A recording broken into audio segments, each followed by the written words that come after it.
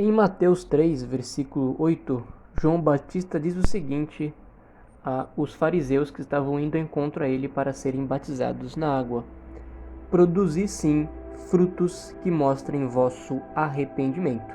Quero destacar somente o versículo 8 e logo em seguida destacar o versículo 12. Ele traz a pá em sua mão e separará o trigo da palha, recolherá no seu celeiro o seu trigo e queimará a palha no fogo que jamais se apaga. A base dessa informação fornecida por João Batista dá a entender que o seguinte: o arrependimento leva à salvação.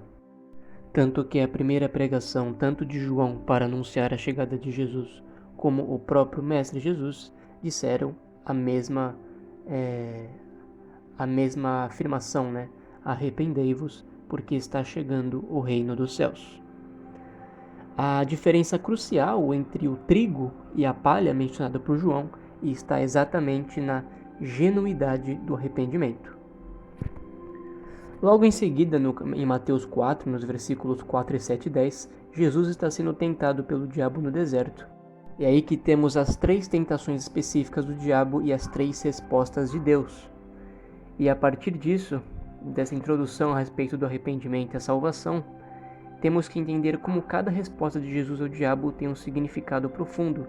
No versículo 4, ele, porém, respondendo, disse: está escrito, nem só de pão viverá o homem, mas de toda palavra que sai da boca de Deus.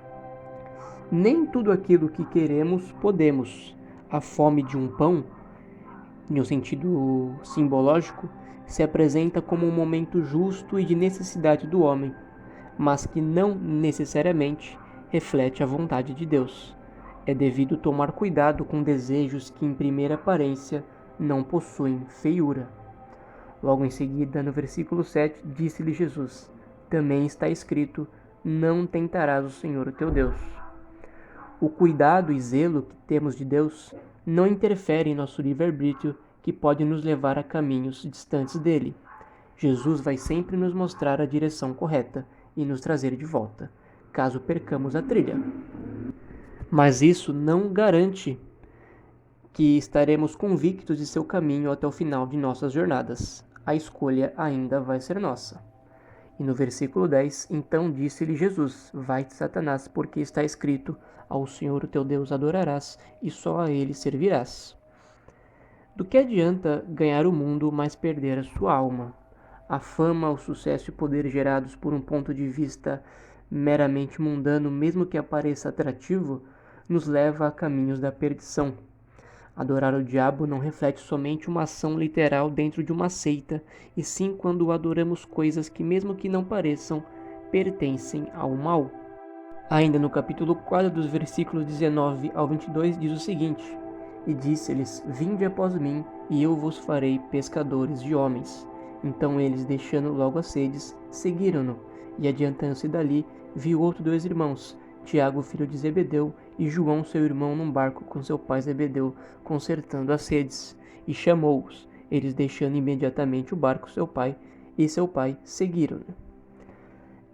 Ser um discípulo de Jesus é ter a disposição de produzir frutos de arrependimento em outras pessoas, da mesma forma que ocorreu com você. Pedro e André, mais Tiago e João, revelaram essa disposição quando colocaram como sua máxima prioridade Jesus em suas vidas. Não importa quem somos ou o que estamos fazendo, a nossa prioridade existencial deve ser seguir Jesus e pregar as boas novas e aumentar esse discipulado. Todo o restante que fazemos com nossas vidas é um mero detalhe diário. E no versículo 24 diz o seguinte: e a sua fama correu por toda a Síria, e traziam-lhe todos os que padeciam cometido de várias enfermidades e tormentos, os endemoniados, os lunáticos, os paralíticos, e ele os curava. Um outro ponto importante é que seguir Jesus também nos revela o quão longe podemos chegar nas chamadas alturas celestiais, em termos do que o seu poder sobrenatural representa, que é acima de tudo uma consequência de seu inestimável amor. E aqui eu fiz um resumo do que significa todas essas passagens, né? Onde temos a base de que o arrependimento genuíno nos aponta e nos leva à direção de Deus. Então temos aqui primeiramente para entender o eu, nesse caso eu e você, que temos aqui, nós temos a representação de quem somos a partir do nosso livre-arbítrio. Aí junto nessa caminhada, né, no percorrer dessa caminhada com Cristo, surgem obstáculos, né, que é o desejo, supostos desejos que interferem no nosso caminhar com Deus. E temos então a satisfação desse desejo a partir da escolha de nosso livre-arbítrio, que por fim nos faz levar a uma mudança de direção. E ou podemos fazer ao contrário, né, que é o caminho correto, que é o desejo não satisfeito, a escolha de superar esse obstáculo. Logo, temos a garantia da permanência na direção. Jesus, ele representa o próprio amor em si, e quando ele vem até mim e eu venho até ele, está sendo cumprido um propósito existencial do próprio Cristo, do próprio sentido do amor. E eu, com esse propósito existencial cumprido por Cristo em mim, tenho que cumprir o meu propósito existencial de Cristo agora como meu propósito para meu próximo, para que então gere no meu próximo o mesmo arrependimento que eu senti quando Jesus estava cumprindo o seu propósito existencial em mim. De certa forma, temos um ciclo infinito onde Jesus nos alcança, cumprindo o seu propósito existencial. Depois alcançamos o nosso próximo com esse mesmo propósito. Esse próximo vai fazer com que Jesus cumpra o propósito existencial dele.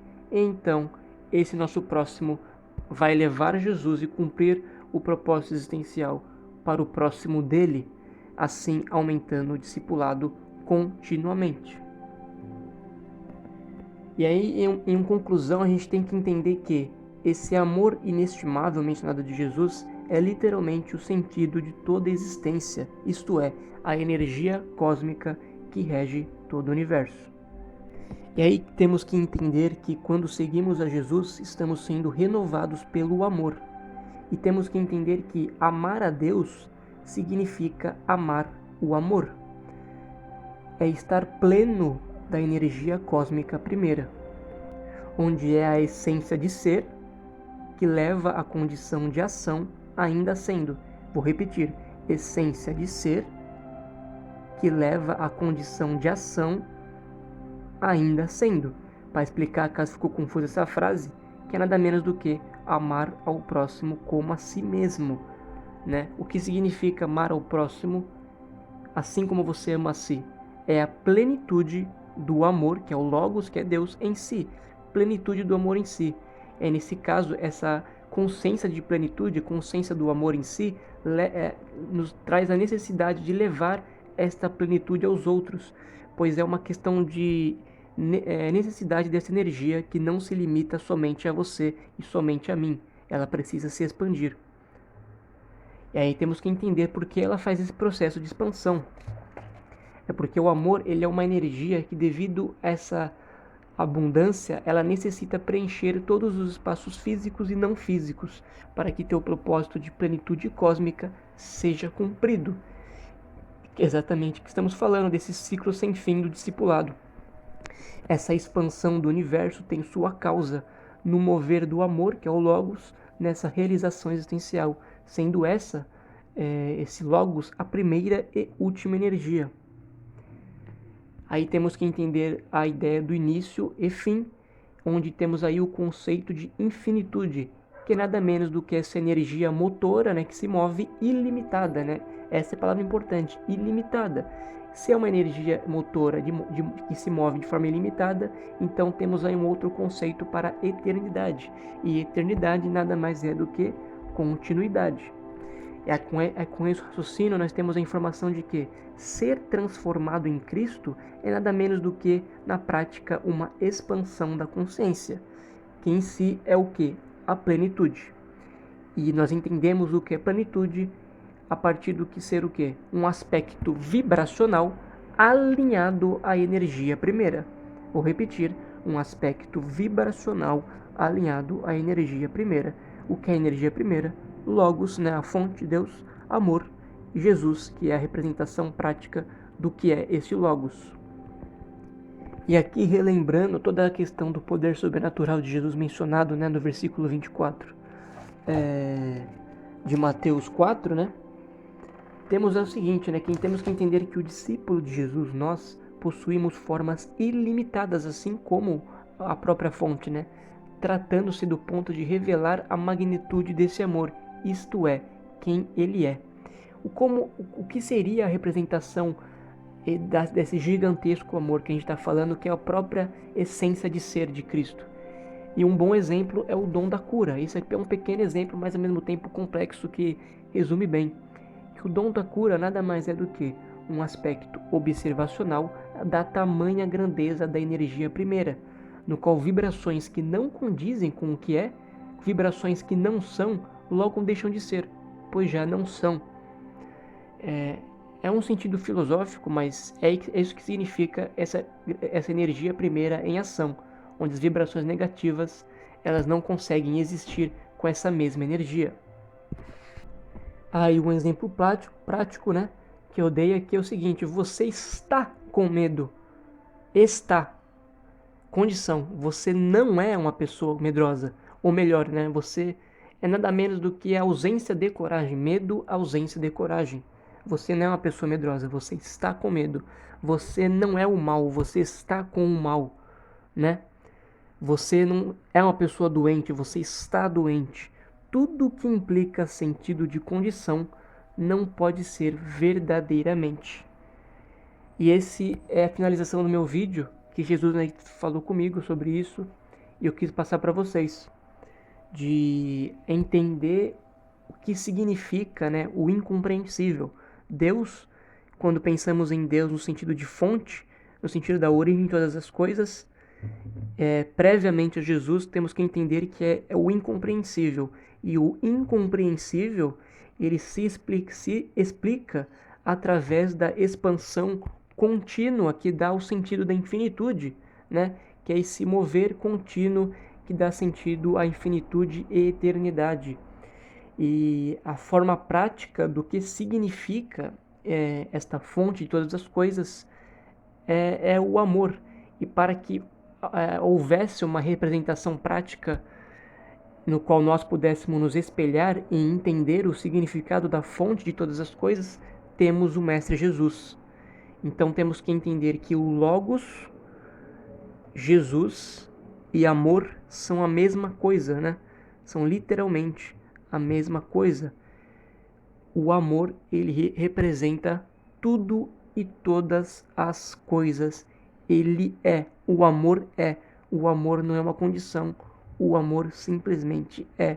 Assim como Logos, assim como Jesus. Eu sou o que sou.